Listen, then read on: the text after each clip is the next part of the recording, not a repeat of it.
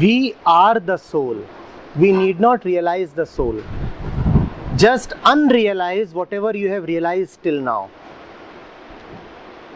You have realized a lot till now. What all have you realized? You have realized that you belong to a country.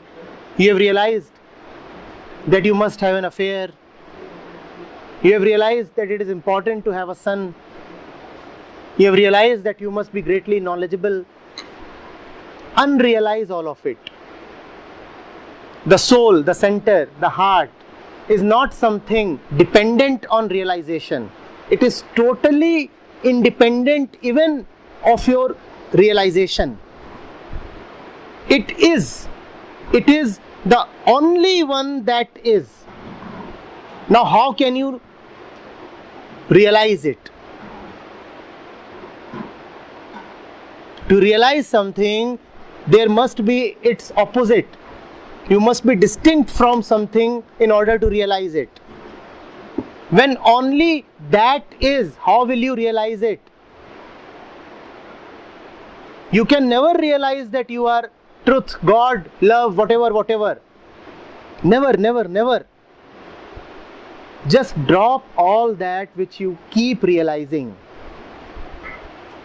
And you realize a lot, right? We realize with such great frequency that even realization is ashamed of itself. I have a friend in Bodhsthal. Every 5 minutes he realizes something. He would come up and say, "Sir, just now I realized." He is so full of realization that after he wakes up, there is so much leftover realization on his bed sheet. The laundry guys are having a hard time.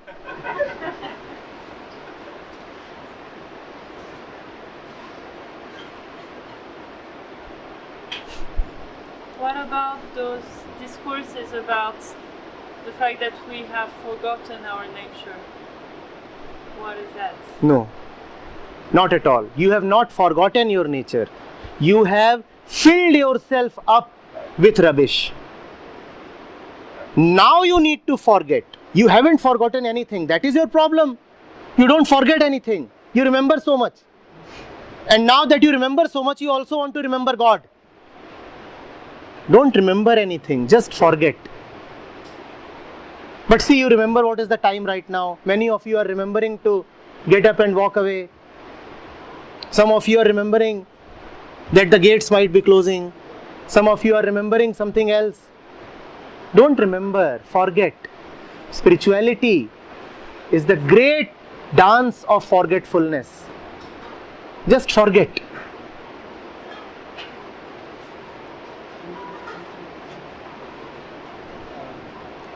I can't help but quote this one. I was trying to understand what Buddha realized, when he got his realization. Putting the long things short, he realized I am not. No, not even that. He was surprised. No, nothing. Buddha disappeared. He got rid of realization. He said, enough of realization. Now can I jump as the monkeys? Now Buddhists won't like what I just said. Buddha jumping as the monkey. That does not quite fit in with the image of the sober, serious, composed Buddha. For me, the Buddha is one with the monkey. What else do you find in jungles? One doesn't go to the jungle to remain a Rajputra. One goes to the jungle to become a monkey, to regain, in your words, one's monkey nature. That's why one has to be away from the society. The society doesn't like monkeys. So you have to go to the jungle. The Buddha realized nothing. It's said beautifully that just when the last star in the sky was disappearing, that morning the Buddha too disappeared. He realized nothing at all. But you figure out whether You ever never realize? Do you ever not realize? No. You keep realizing. Even as I am speaking, are you not concluding? Every conclusion is a realization. The Buddha is the one who doesn't conclude. And when you don't conclude, when you don't end, then you also don't begin. Then you are out of beginning and ending. That is the enlightenment of the Buddha. It is an unrealization. What do you remember? Yes. It's our thing. Your memory is your disease. Given what you just said, then what does Gurdjieff mean when he says self-remember? When he says self-remembrance, remember that the self cannot be remembered.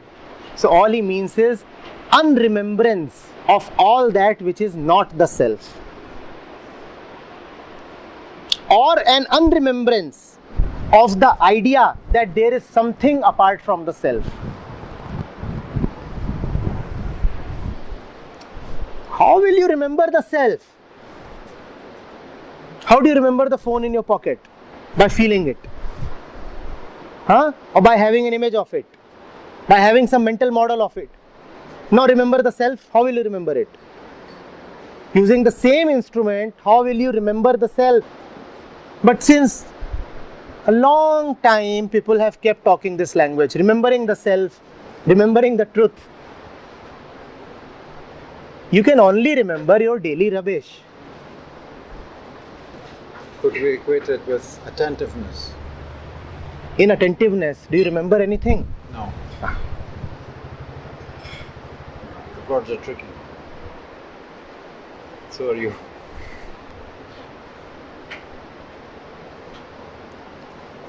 If your container is convoluted, would a straight flute fit in? Who is tricky? I don't know. In attentiveness, don't we remember kind of impression? Like, it's not that. Every memory comes as a thought. Every remembrance comes as a thought. Remembrance of the divine is actually just unremembrance, de-remembrance. The dictionary doesn't have a word like that, but then it is our dictionary.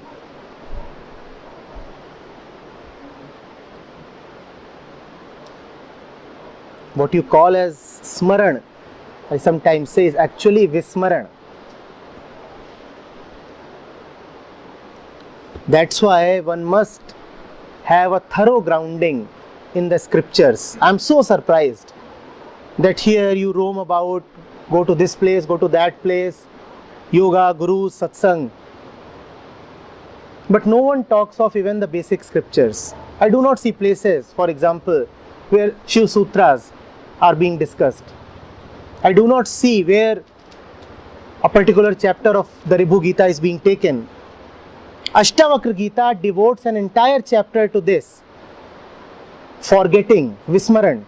Ashtavakra says, you might have done anything, but unless you forget everything that you have done, you are not liberated. Forgetting is the key. But here, I do not know how this spiritual city is operating without any emphasis on the spiritual texts. Everybody is a guru, and no guru is talking of any texts. Somebody was talking of Sankhya Yoga, and there was no mention at all of the Sankhya Yoga Samhita, the Sankhya Yoga Sutra, the Kadika. That is a miracle. Then what are you talking of? You are talking of your own version of everything. Here even the barbers are gurus. And 3 Westerners are sitting around them.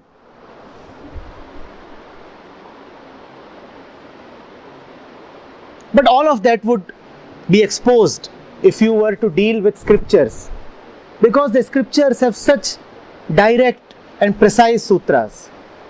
If you go and ask your guru, here is the sutra, now elucidate. The Guru will be exposed. So he'll never pick up the scripture. He will just talk of mindfulness, loving compassion, kindness towards everybody, and acceptance with an open heart. And you are like, wow, what beautiful words. This is spirituality. Christ said, haven't you read, haven't you read, haven't you read? In other words, simple words, he would keep drawing, please read the scriptures. Basically, they are the foundation. Like you correctly said, you can teach yoga and all those things, but the foundation is missing. It's like a building with no foundation is come from crashing down. What's worse? I don't want to entertain that thought, but it keeps coming to me that probably nobody here has read the scriptures, not even the so-called gurus. Even they are first in need of sitting and understanding the scriptures. It's so easy to sit on a podium and talk to thousands in a general way. But when a particular sutra, almost like a technical question, comes to you, then you are exposed.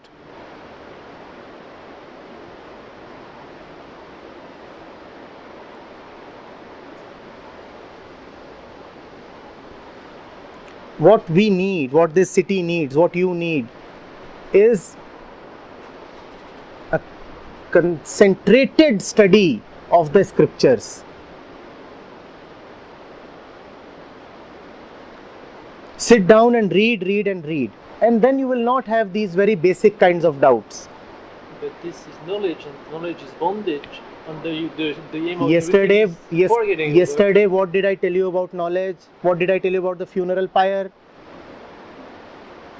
There is another kind of knowledge which burns all other knowledge and disappears itself as well. But you will choose to not to talk of that. because you have to forget everything. But you haven't forgotten this argument.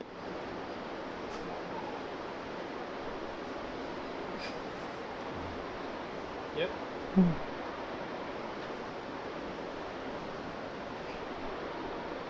The camp that I have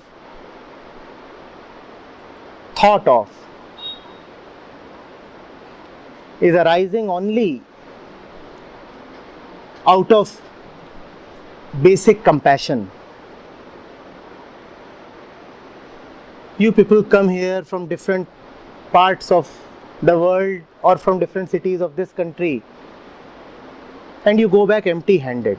Not empty in the sense of the Buddha, but empty in the sense of being a beggar. At least get to read something.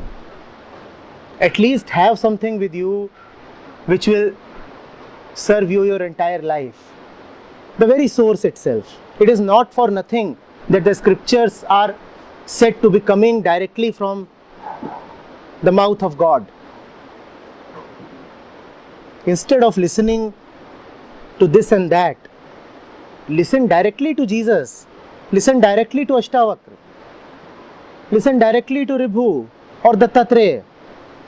Listen directly to the rishis of the Upanishads. But you are more interested in the barbers and in the cafe owners.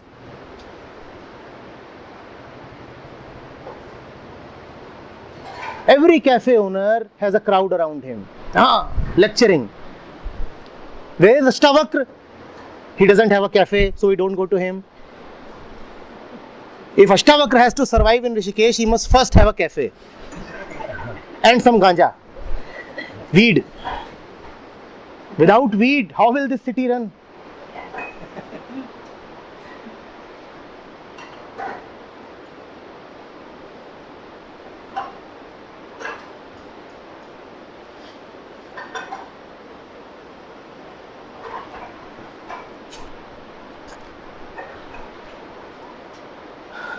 You took my paper.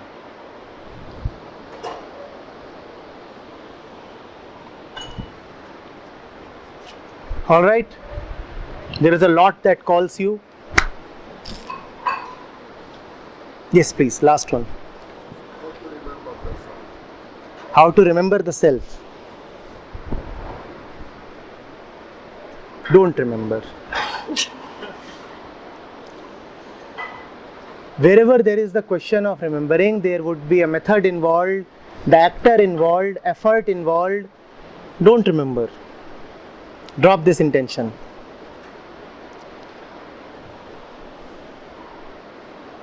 That which you want, you already are. That which you want to remember is already sitting in your heart. Now, what is the need to remember? Conveniently forget everything about God, and then there is nothing but God. Never talk about God, and then only God talks.